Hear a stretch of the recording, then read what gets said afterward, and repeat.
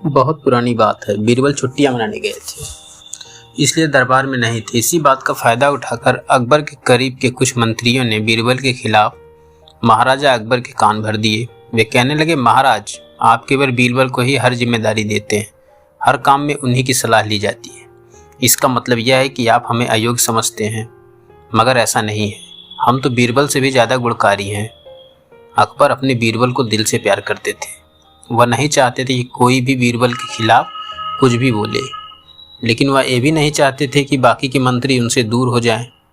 अकबर को लगा कि ठीक हो सकता है कि बाकी मंत्री बीरबल से ज़्यादा दिमाग रखते हों।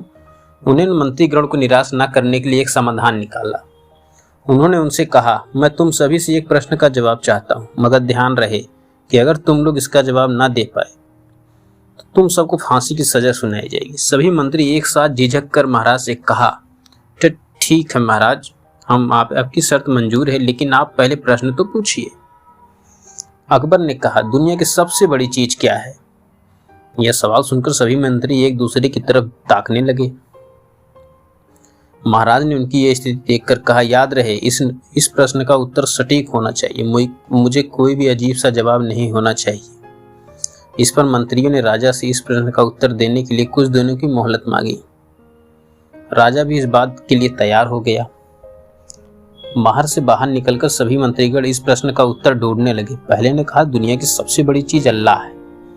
दूसरे ने कहा कि दुनिया की सबसे बड़ी चीज पेट की भूख है। तीसरे ने दोनों के जवाब को नकार दिया, कहा कि अल्लाह कोई चीज नहीं है और भूख को बर्दाश्त किया जा सकता है।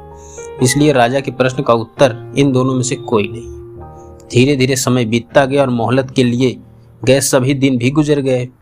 फिर भी राजा द्वारा पूछे गए प्रश्न का जवाब न मिलने पर सभी मंत्रीगण को अपनी जान की अब फिक्र सताने लगी।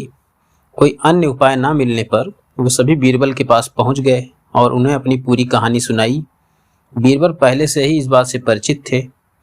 उन्होंने उनसे कहा, मैं तुम्हारी जान बचा सकता हूँ, लेकिन तुम्हें वही करना होगा जैसा मैं तुमसे कहता हूँ, वरना राजा जी कहने के मुताबिक तुम सभी की जान जा सकती है। सभी मंत्री बीरबल की बात पर डर के मारे राजी हो गए। अगले दिन बीरबल ने एक पालकी का इंतजाम करवाया। उसने सभी पालकी उठाने वालों का काम दिया। किसी से अपने तलवार को पकड़वाया, किसी से अपने जूते उठवाए, किसी से चप्पल, किसी से अपना तौलिया व स्वयं पालकी में बैठ गए। फिर उन सभी मंत्रियों को राजा के महल की ओर चलने का इशारा कर दिया।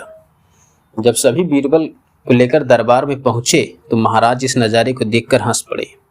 इससे पहले कि वो बीरबल से कुछ पूछते, बीरबल खुद ही राजा से बोले, महाराज दुनिया की सबसे बड़ी चीज डर होती है।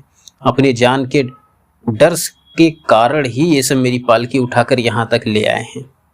यह बात सुनकर अकबर मुस्कुराए और बोले, किसी के बारे में बोलने से पहले अपने आप को सही तराजू में तोल लेना चाहिए।